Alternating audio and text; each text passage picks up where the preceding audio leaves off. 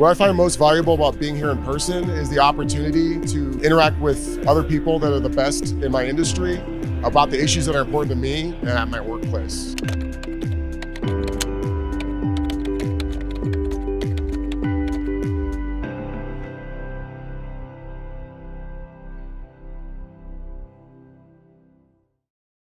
How many of you guys have ever done async code programming?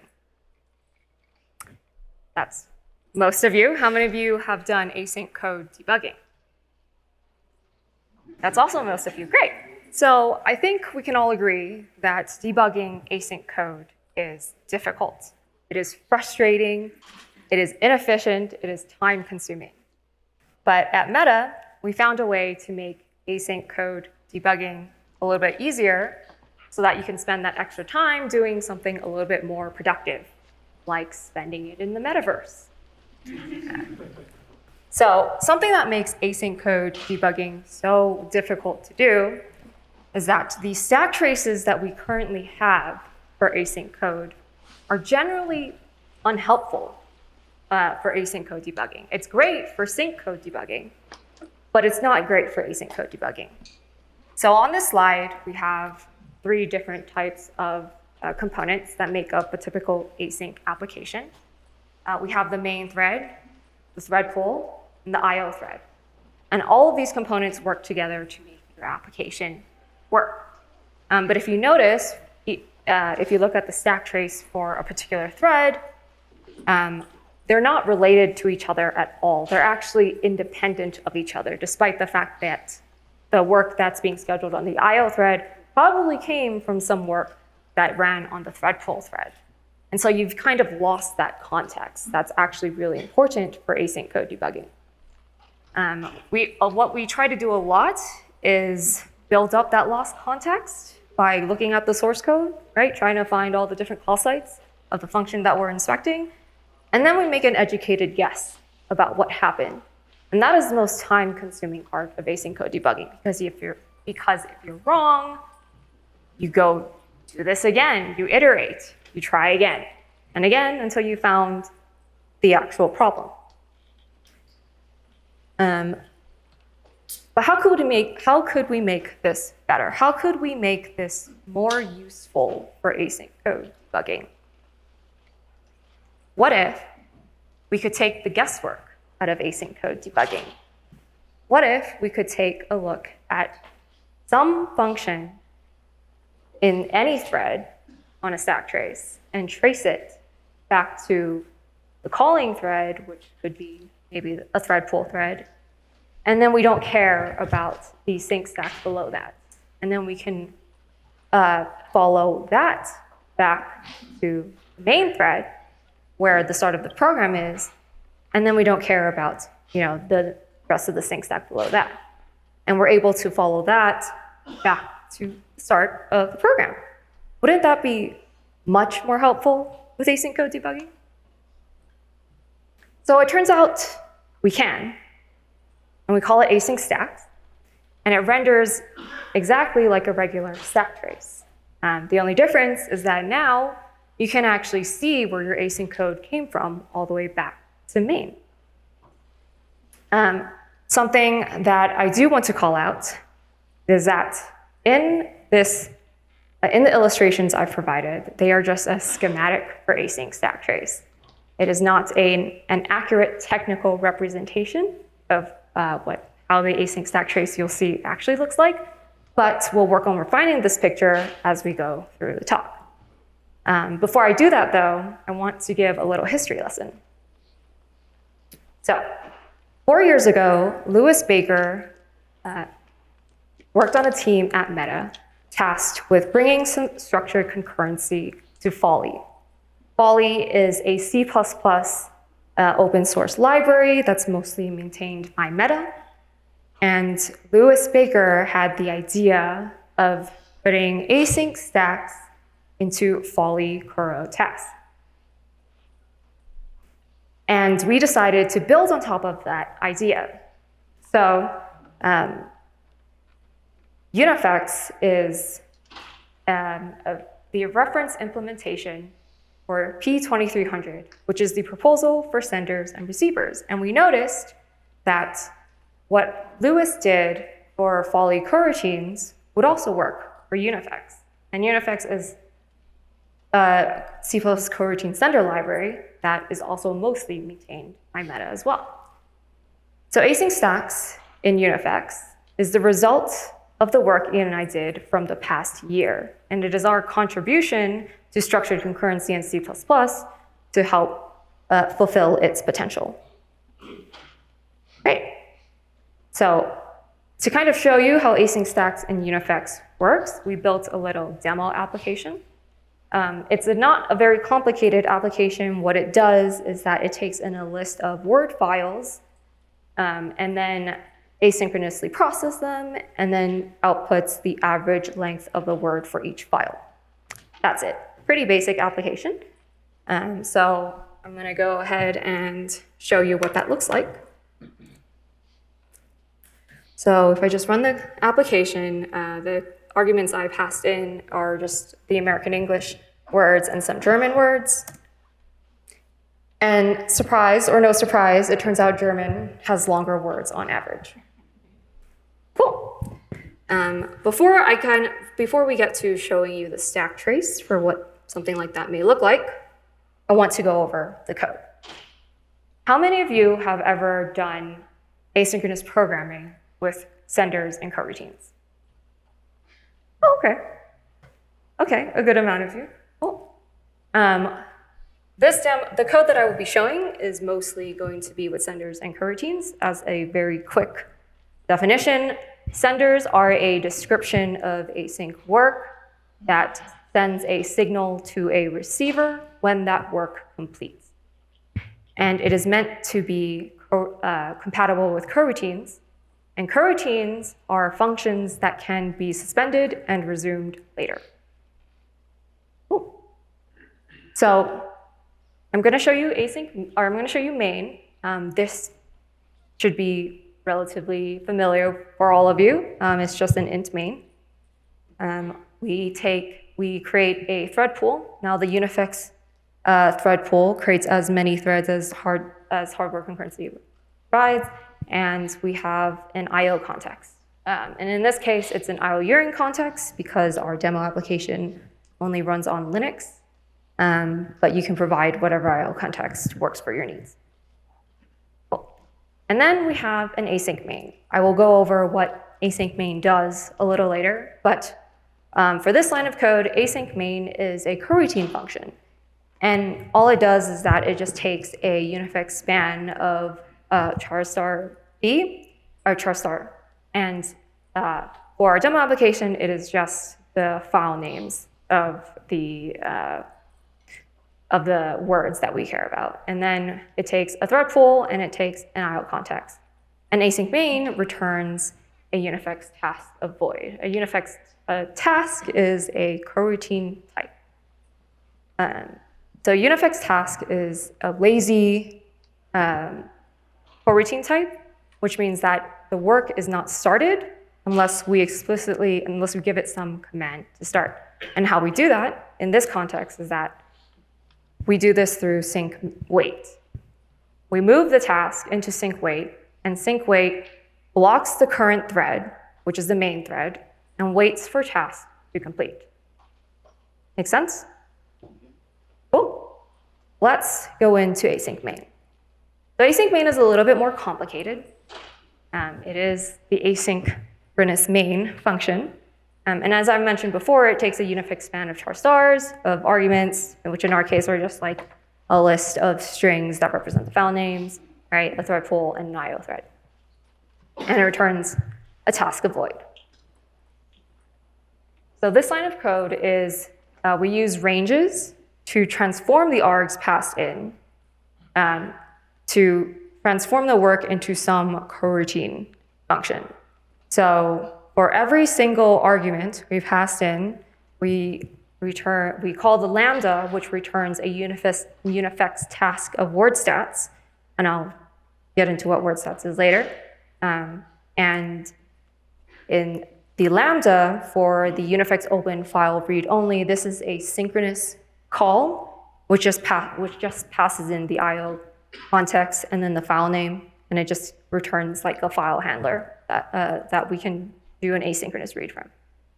And then finally, we return process file. I'll get into what process file is later, but for this context, process file is another coroutine function. Now, as a reminder, process file returns a task, and tasks are lazy, which means that just returning the task in this instance will not actually start the work. So all we've constructed at this point is basically some list of asynchronous jobs that we want to run. So this part is probably the most interesting part of the code. Unifex on and Unifex 1L range are what we call sender algorithms and is what is provided to you by the Unifex library. Unifex 1L range basically means given a list of async jobs, run the work, wait for all of the work to complete, return the result, and then continue, right? Unifex on basically means given the work, run it on some given thread. So all of these components composed together basically means for each of the work in the jobs list, run it on the provided thread pool. And in our case, it actually runs in parallel because the thread pool that is passed in has at least as many threads as the number of jobs we passed in. And the co-await function just says, okay, kick off this work. And stats is the result of when that work completes. And the for loop is just a regular for loop. It just iterates through the results, and then it just outputs the average word length for every single file. Cool. Next, I'm going to move on to process file. Process file, as I mentioned, is another coroutine function, but it returns a Unifex task of word stats. As I mentioned, you saw word stats earlier. Word stats is basically just a struct we defined that has the number of characters and the number of lines in the file. We first construct the result that we will eventually return in this coroutine. And then the rest of the variables are just local variables we'll use to help us read the file asynchronously. So what's happening in this while loop is that there's an async read summat function. Now, this is not a function that I'm going to define for you because this is actually provided to you by Unifex. But basically, all it does is that it just asynchronously reads from a file, whatever file you give it. Right? And then you have the offset and the buffer. The offset is just basically telling async read summat where to start reading from your file. And then the buffer is just where the IO thread will just read the bytes to. And because async read summat is also a coroutine function, we start that work by calling co-await, and then when that's done, it returns some number of bytes read. That is how we know when we've done reading the file, if the number of bytes read hits 0. And then the body of the while loop is just some generic synchronous code you've probably seen before, right? We just increment some count for characters and increment some count for lines. And then we update the offset to make sure that we don't read from the top of the file every time. And then we co-return that result. Great. I'm going to hand it over to Ian, who will finish the rest of the demo.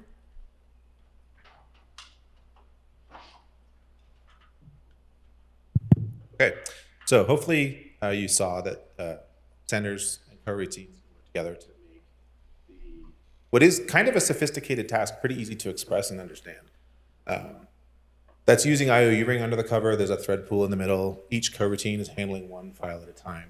There's a lot going on there. The actual calculation that's being done here is trivial, but the architecture is, fairly sophisticated. And Jessica was able to explain it to you in about 5 minutes, maybe less, and it's less than 100 lines of code.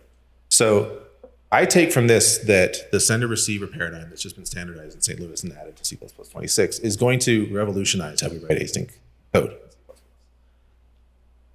It's more concise, it's easier to understand, it's easier to look at, it's wonderful. The problem is it doesn't actually fix the debugging story. Everything that Jessica said at the beginning that all of you were nodding along to, that backtraces are incomprehensible or not useful, It's still true. So I'm going to show you that with a demo. We're going to drop into the debugger. We're going to take the same program with the same arguments, run it in LLDB. And I'm going to put a breakpoint at location. Can you make it bigger? I don't know. I can try. Thank you.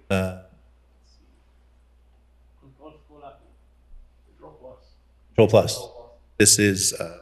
So let's see.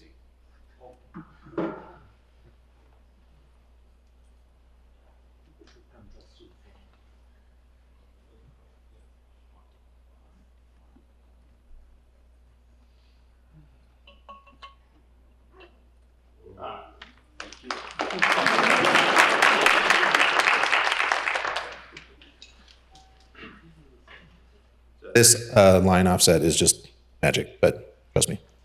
So we're going to set a breakpoint in main. This is in the process file, in the while loop.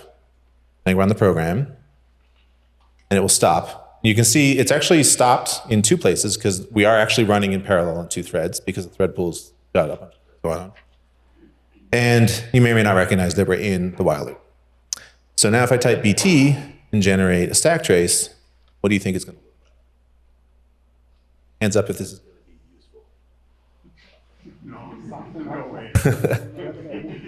So not only is it just as bad as it always is, it's actually worse because the way that the sender-receiver paradigm is implemented as a library feature, there's a whole lot of stuff that probably, arguably, should be in the compiler that's in the type system.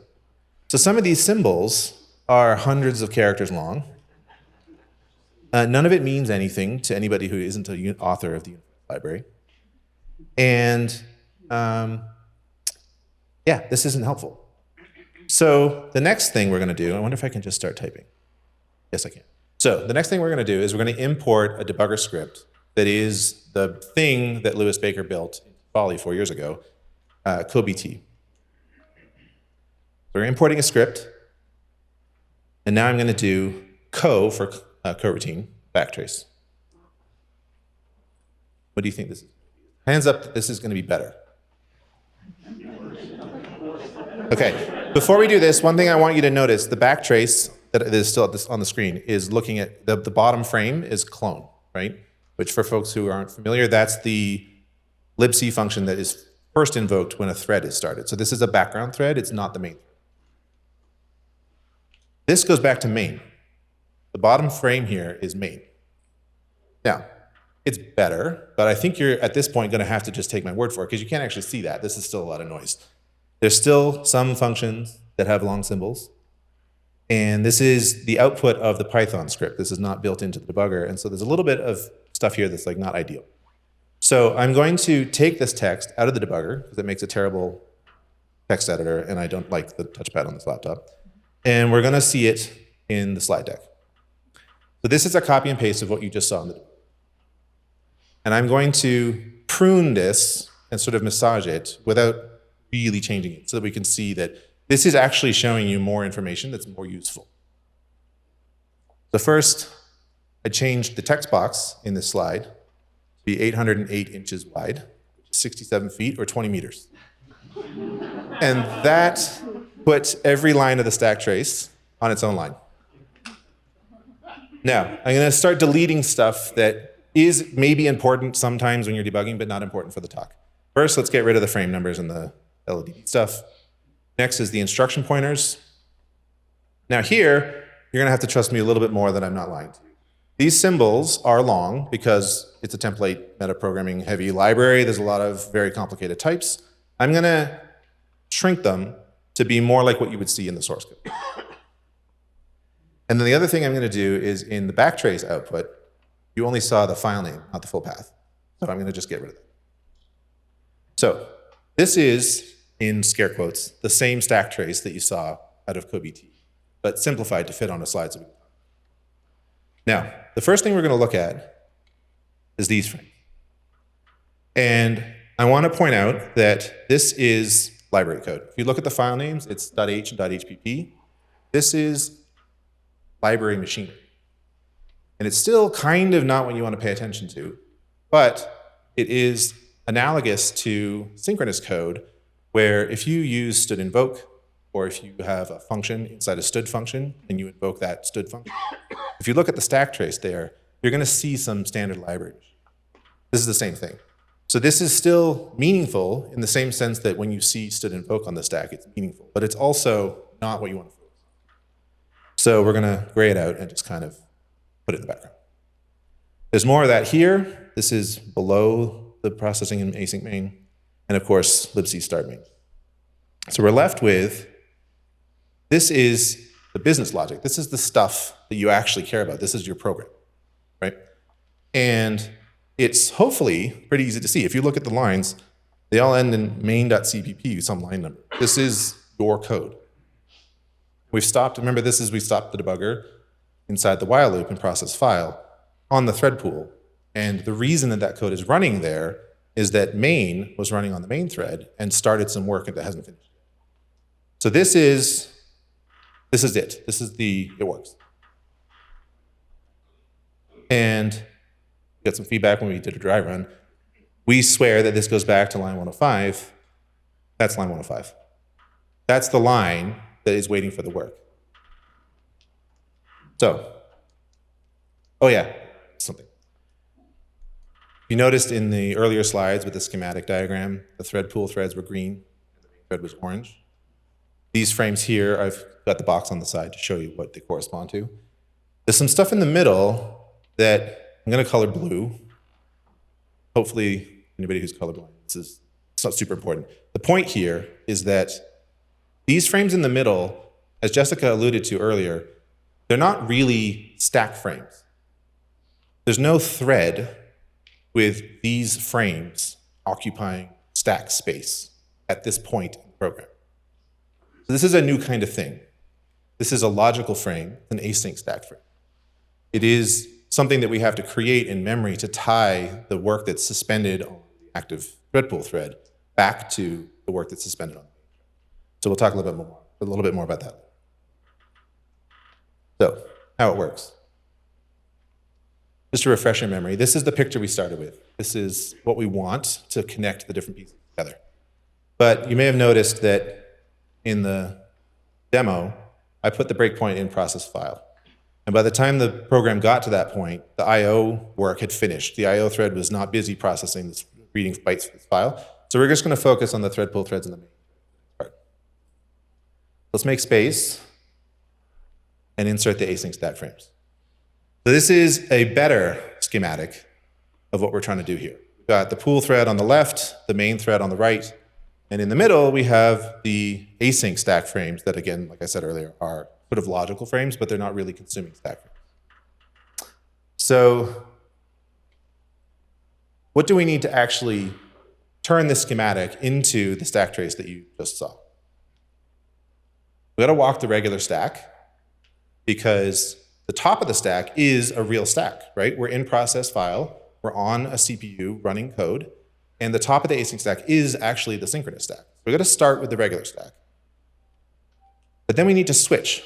At some point, we got to switch to the async frames because we want to stop reading the sync stack when we get to the point where we're not interested in those frames anymore.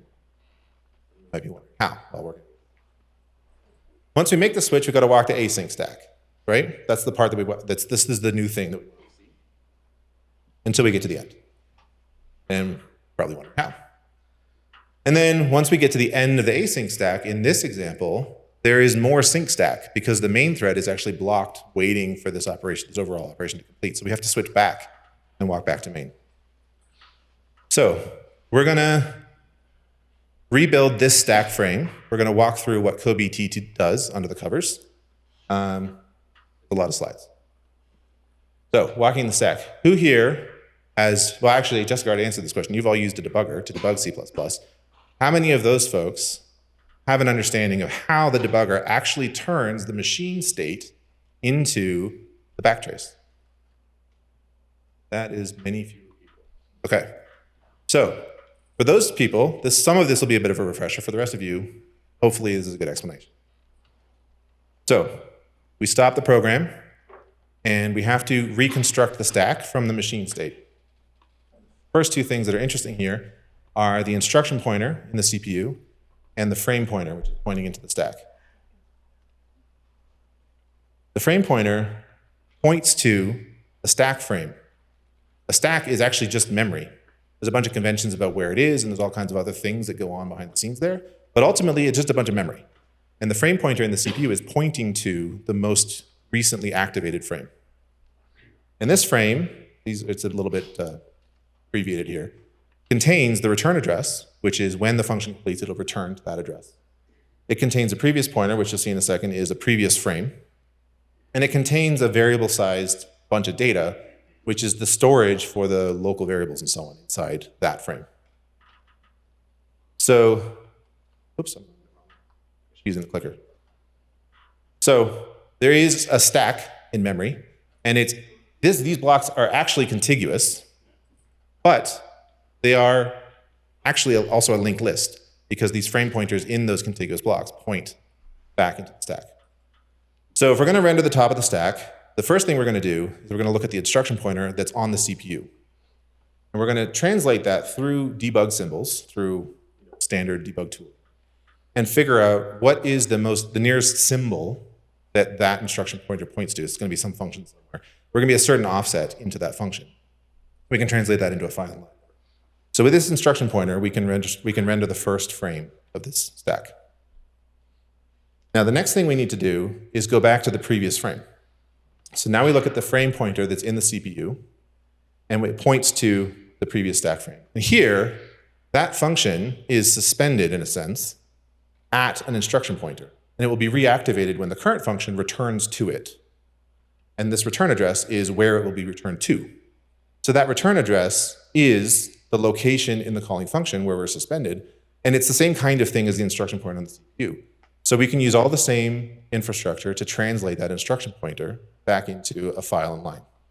So with this return address, we can render the next line. Now, this is a linked list. Previous pointer points to this frame, and it's the same thing all the way back to the beginning of the stack. So we can, with the return address and the previous pointers, we can walk sync frames. So we can render the next few frames. Now, this is the end of the bit of the sync stack that we want to see. And I know that, but how does CppCon know that? So let's scooch this stuff over on the slide and make a little room. I've changed, instead of Cora resume, I've moved where the dotted lines are. See that? So now keep is the label for the last sync frame that we want stack, and drop is the first one that we don't want. This is the transition point. We want to render all the frames between process file and keep. We don't want to render any of the frames after drop. So the question is, how do we identify the drop frame? Well, we can mark it. We can put some magic in that frame, and that way this frame is marked, and CppCon can go look for that magic. Well, it's not quite that simple, because as I mentioned, the bits labeled data are all different sizes. The size of them is kind of arbitrary. It's determined by the compiler. There's no way for CppCon to just know. If it could just know, we wouldn't need the magic, because it would just know. So enter TLS. TLS stands for thread local storage. It's another thing that a debugger can go look at. And we put a pointer on the current thread that points at which frame is the first one that we don't want.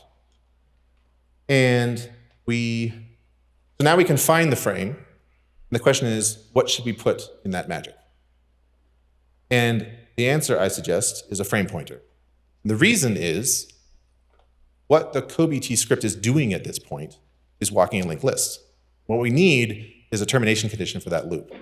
And the termination condition is that these two pointers are equal. When they're equal, we've reached the end. Now we want to transition to, I see a bunch of nodding, so I'm thinking, following. There was a hand wave over there. Maybe not. The question is how you initialize the thread local variable.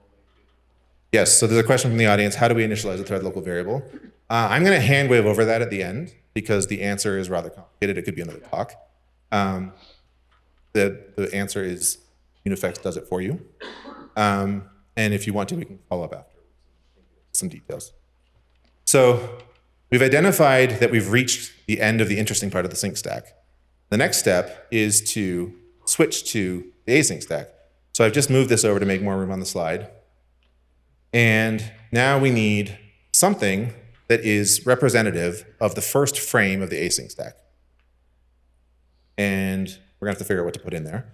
We're gonna have to find it. So if we make a little more room, have an async frame pointer, and have it point to this thing that we haven't defined yet, then we could follow that pointer to the async stack. So let's focus just on that bit. What do we need in this inject stop request thunk frame? Well, we know how to turn instruction pointers into file and line numbers. So why don't we put an instruction pointer in here and render the symbol and the file and line. You're going to have a question, which I'll answer towards the end, about like, where do we get that instruction pointer from? But for now, it's an instruction pointer. And then we know that this is the beginning of a stack. So there's going to be more.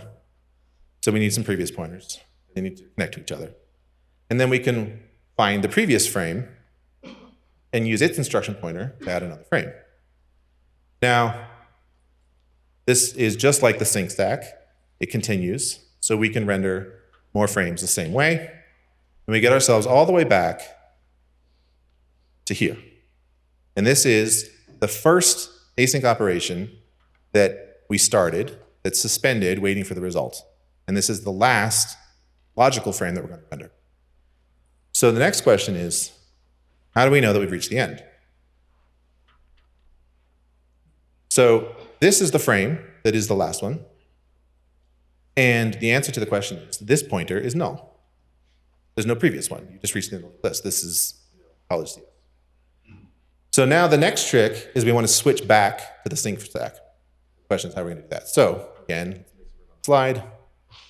We're going to do more magic. This is literally the same. Pretend that magic is a type alias. We want to point to the same kind of thing. And the reason is that we want to switch to sync stack frames. And the magic thing in the first stack frame up there has a stack frame pointer in it. So this pointer is going to point to the same kind of thing. So just hiding all the stuff, because now we're going to focus again on the sync stack. Room. So this is the first frame on the main thread stack that we don't want to render. And this magic pointer points there. Just like before, the frame pointer points to that frame. So when we transition from the last async frame to the first sync frame that we don't want, we have at our fingertips the frame pointer that we can use to start walking the linked list. And again, we're back to this is just sync stack walking. It's the same as what I showed you before. So we can walk it all the way back to the beginning, and we can render the next two frames. So this is how we walk from a sync stack, just from CPU state, back to main. This is an overview of what we looked at. So we started with the frame pointer and the instruction pointer on the CPU, on the thread where we stopped. We found the sync stack, the part of the sync stack we wanted to render. We found the end of it with this magic pointer in TLS. We use that to switch to, to identify the end of the list because these two pointers are equal. And then we switch to the async stack, and this is just linked list walking. And then when we get to the end, we use the magic pointer, we find the sync stack on the thread. So, kind of genius of Lewis's part to have come up with this. But ultimately, it's kind of simple. Do you have a question? Do you need that second magic pointer, or can you just have the null free pointer point to the main stack? Because in the instruction point to the job direct pointer. So the question is, do we need the magic pointer in the main frame? So this pointer, do we need this pointer? And Ben is suggesting that maybe we could use the prev pointer to point to the stack frame. That's an interesting idea. I hadn't considered that.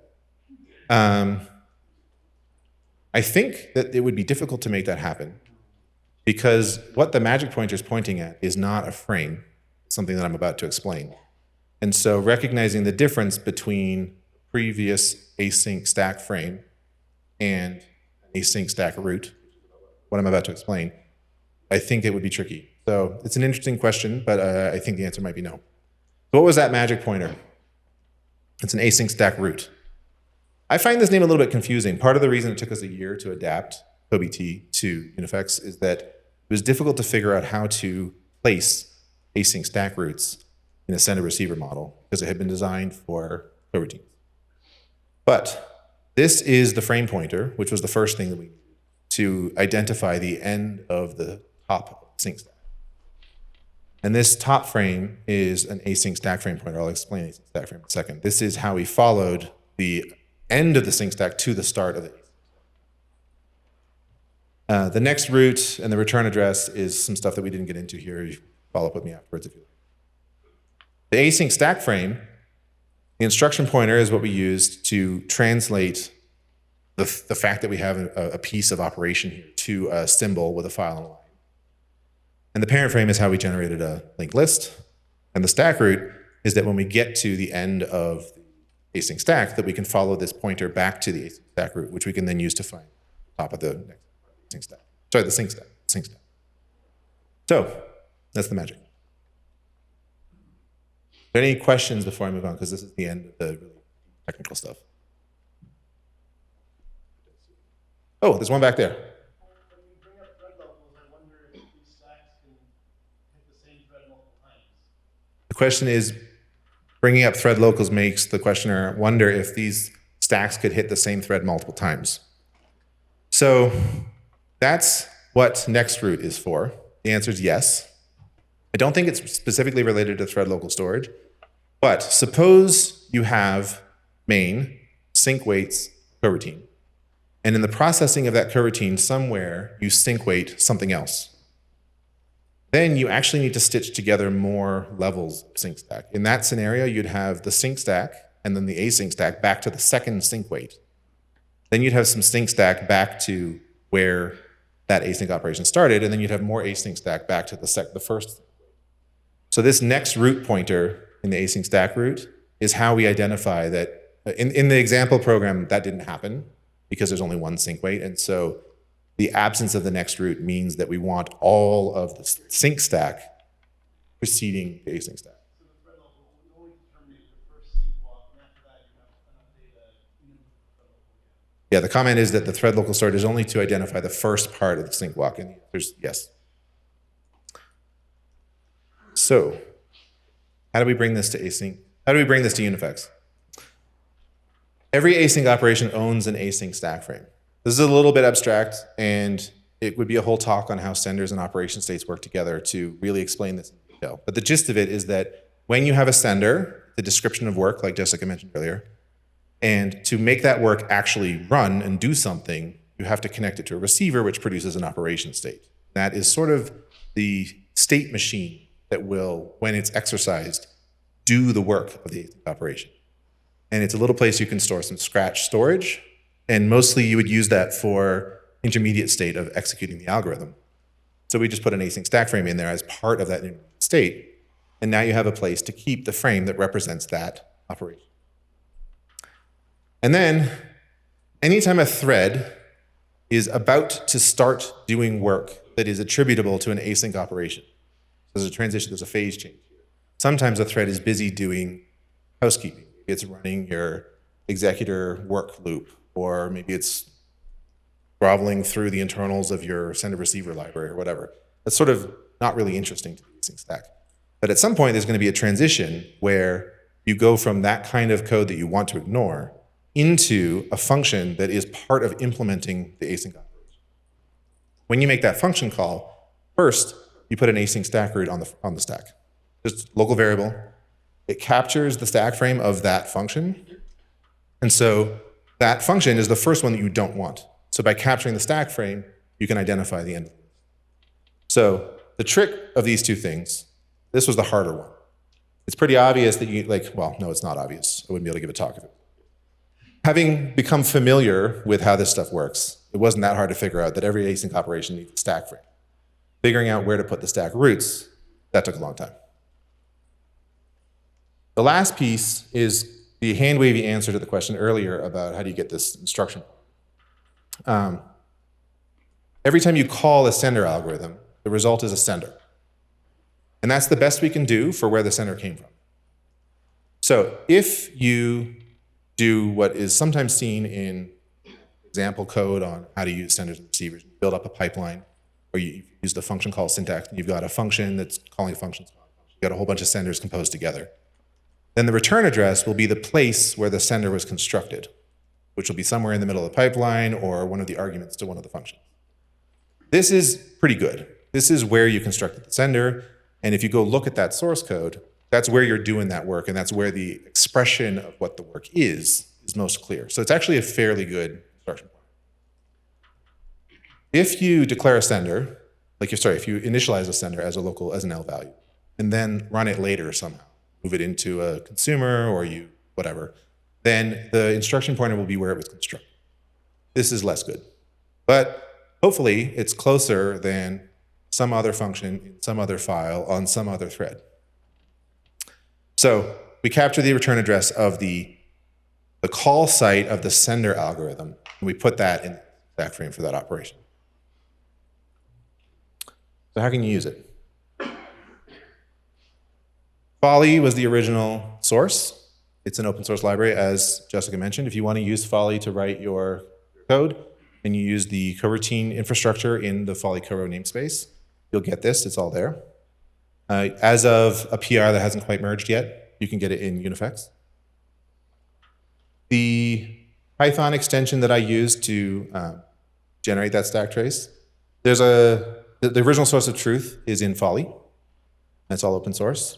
It works with LDB. It used to work with GDB.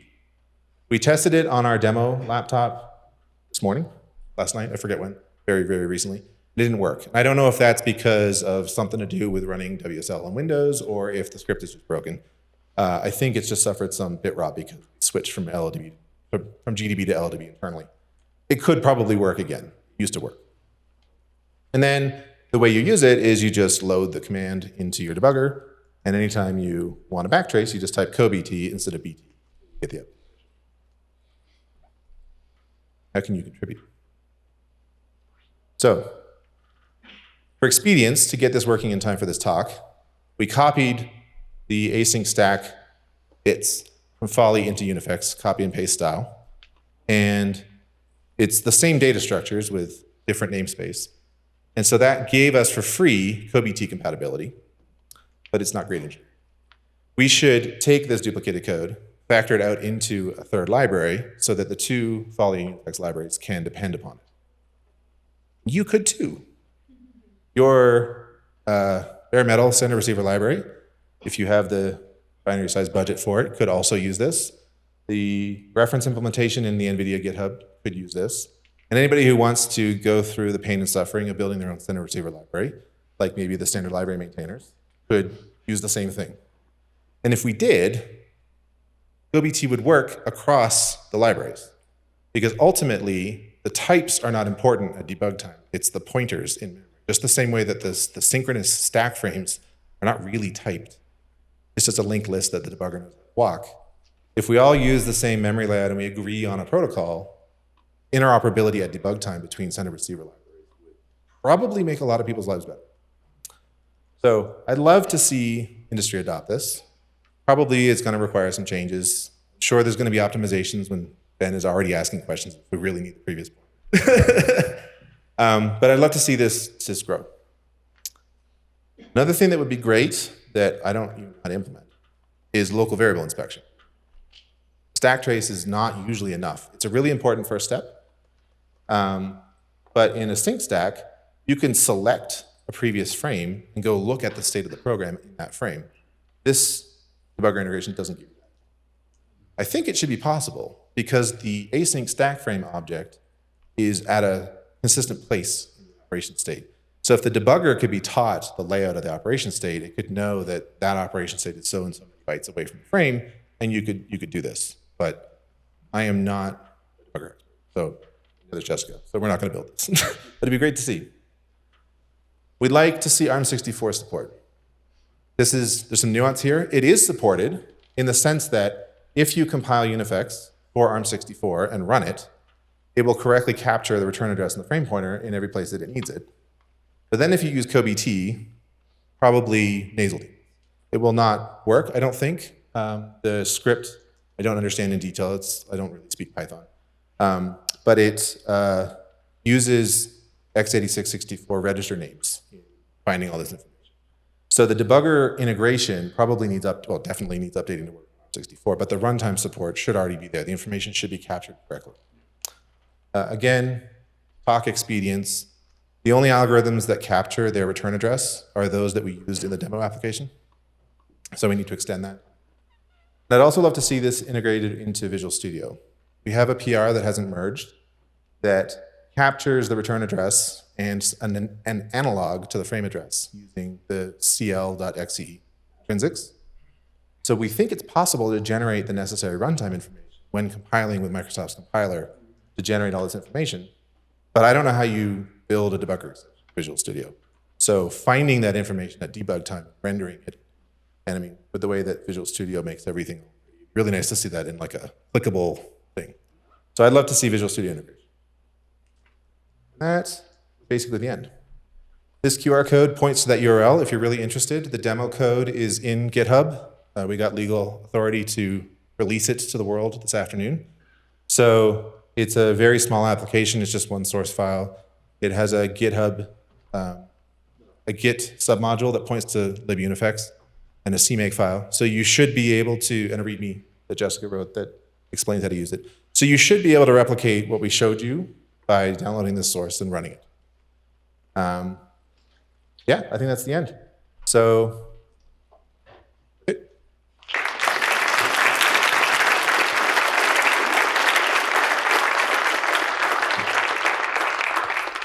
we've got 13 minutes for questions. So, Ben. Nice work. Very good. Question about how the sender captures its return address. Does it do it on construction, or would it? What are the trade-offs? It might do it on start or on a sender consumer call or something. Are there different trade-offs there? Are there potentially other places it could happen? You're going to have to let me know. It's a question so we can switch mics. The answer to where we do capture it is inside the sender factory. So for example, Unifex then takes a predecessor sender and a callable for the successor action, continuation. We capture the return address of the call to then. We pass it into the then sender that is. The reason for that is that when you then render that instruction pointer as a file and a symbol and so on in the debugger, you get the call site for then. So if the code that you're writing is like pipe just into then into yada, yada, yada, then the instruction pointer is to the call site of then, which is where you've expressed your algorithm, right? If you were to capture it on start, the return address is probably the predecessor's start, which is not super informative. Just a couple of things. The first thing is an observation that I find it kind of deeply unfortunate that if you were to try to do this with like a Windows executable or something that was compiled with the MSVC, it's not possible. Like you can't walk the frame in the way that you're describing, as far as I know. I trust you. I'm much less expert in Windows. Yeah, like the sync frame, we've done this before on all of our platforms except for anything which is compiled using MSVC, and it seems not possible. But good. the other thing is, do you actually use this within, say, like an exception handler framework or something where you're like reporting like when a crash happens, crash handlers, that sort of thing, or if you're doing something with like a deadlock detection where you really want that kind of information in those kind of contexts? Yeah, so that is definitely within the scope of our work, but it is not within the scope of the talk. But yes, the answer is yes. Okay, but there's nothing stopping you from doing that. Correct. Okay, cool. And just to add on, it actually is happening in Folly. So I forget the name of the type. It's like Symbolizer or something. If you go poke around in the Folly code base using coroutines, you can do that. And there's an example code in Folly that does it. Okay, thank you. It's a very interesting talk.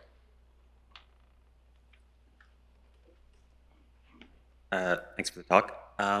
So if I'm on the main thread, I've got local variables and stuff that I'd be able to see in the stack trace. And I start up a thread, and then I just go about my business, and that context has now gone out of scope. I'm just doing something else completely different on the main thread now. And I hit a breakpoint on that thread that I started up. How do I, is it possible to then still get back to that frame that's gone out of scope and potentially further back still from that? Or is that just, So we haven't changed how the threads stack works. I'm not sure I totally understand the question, but I think what you're describing is like you've called a function, you had some state, and then you returned from that function. And so the frame is gone. yeah, And maybe while that function was active, it started something asynchronous, but it returned before the asynchronous work is finished, right? So yeah, that stack frame is gone. And hopefully when you started that async work, you did so in a way knowing that that state was gone. And so it's not actually relevant anymore, because if it is relevant, then you're referring to destroyed objects. okay. So looking at the stack trace, like that stack frame, that's just, you can't go back any further than that? Right. Well, I mean, so if you've grown the sync stack, started some async work, and it's off running, and then shrunk the sync stack, and now you have async work running. One of the invariant that makes your concurrency structured concurrency, as Jessica mentioned earlier in the talk, is that no parent operation completes until all of its children have completed. Oh, okay. I think I understand. Right? So what you're describing is very typical. A lot of async code does stuff like that, where you just put some work on the back of a thread and then return, and it finishes whatever. If you've got that kind of code, you don't have a tree structure in your async code unless you've worked very hard to build up this async stack stuff. Right, thanks. So the atomic came with the code, and I have to say that Louis Baker has got a much better handle on low-level lock-free programming than I do. The comment above that atomic is that it shouldn't be necessary because it's only accessed on the current thread. So there should not be any need for memory barriers when reading and writing that value, except that the debugger might need to see values published by, like if the debugger is running in process on a different thread, it might need to see it at debug time. So it's only read and written with relaxed atomic operation. So the all that the framework relies on information that's on the stack, right? Which is probably put there by Unifex. Is it possible to turn it off, like if you care about the stack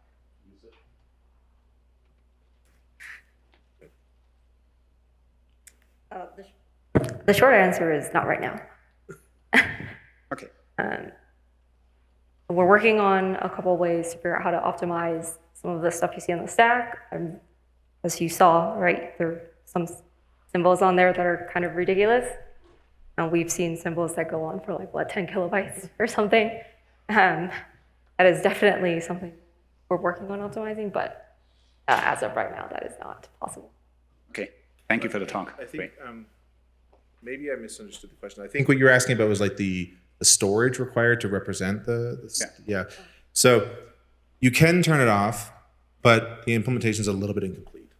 So with a preprocessor, like with a macro, don't use stacks, then we mostly don't. But the elimination is not complete. So that's something we have to work on to flush out. Thank you. Hi, thanks for the talk. I was wondering, do you think it would theoretically be possible to extend this to multiple processes? So one process invokes some function on a different process? I don't know. I mean, I suppose if the processes are communicating with shared memory, then you might be able to weave something through that. I don't have any expertise with that to be able to answer if that's a good idea or possible. If you want, you can try it. All the code is open source. I might try it, yeah, thanks. Okay, thank you very much. Is this suitable for running in production? Like, for example, your trace becomes so long that you run out of memory. So we do run this in production in Folly. In Unifex, the main consumers of Unifex at Meta are the mobile apps, where the binary size is a big concern. And there is some binary size overhead to this, because there's more code to manipulate the async stack as the operations come and go, and there's more memory consumed by each async operation because it's a whole new frame. And because of an implementation detail of how senders transfer control between operations, there's many, many async stack routes created as you use a thread to execute different operations. So there is a overhead that you might choose not to pay. I think it's an explicit trade-off between size and debuggability. I do think it is appropriate to use in production in the sense that it's not going to like change the correctness, like it works, and you could use it. Conceivably, you could integrate with some kind of crash dump collector and then analyze the stacks in the heap dump. So it could be useful, but there is definitely I mean, the same trade-off is in synchronous code. When you turn on all the optimizations, you don't necessarily even get frame pointers in the synchronous stack, right? For many of the same reasons. So there's an explicit trade-off, but you could use it in production. Right. So you need to both no omit frame. Right. Thank you. Hi. I have a question about the UDB. So basically, what do you implement? Is about maybe build some linked list of the friend and also check the stack. So do you think it's possible to integrate to UDB debugger? Sorry, what was the last part of that question? Integrated to what? UDB undo debugger. Basically, it's as my understanding is another tool like time traveling, and I'm not working for UDB, but as my understanding, they are recording all the frame, all the stack when you run your program. So maybe it's some chance. What do you think you can integrate your work to UDB? The short answer is no, because I'm not going to have time to do that. But the longer answer is what we're storing in memory is like, I would expect it to be captured by default. Like, so I should also say, I have limited experience with time travel debugging. I've seen it work and I've seen it work miracles, but I've never used it myself. My understanding of how they work is that as the program progresses, there's like all this instrumentation that captures the memory into some giant trace, and then some magic indexing happens and you can go back in time. What we're storing to build up this stack is just in memory. So rendering the stack would probably require some integration with UDB's tooling, but actually storing that stack at runtime to be able to render it, I would kind of expect it to happen for free because it's just another part of the state that's mutating over time.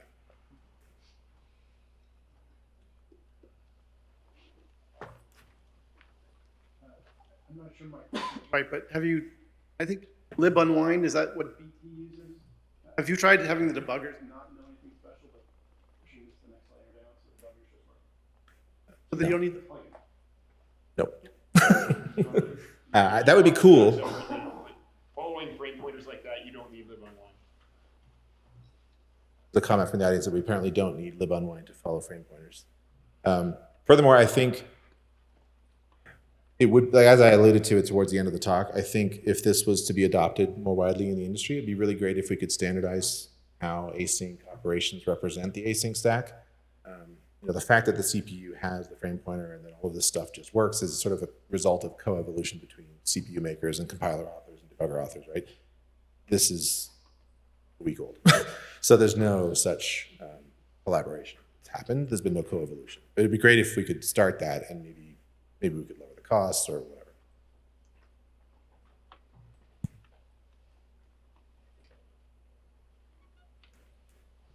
Okay, thank you. You managed to fill up most of the talk time. Appreciate it.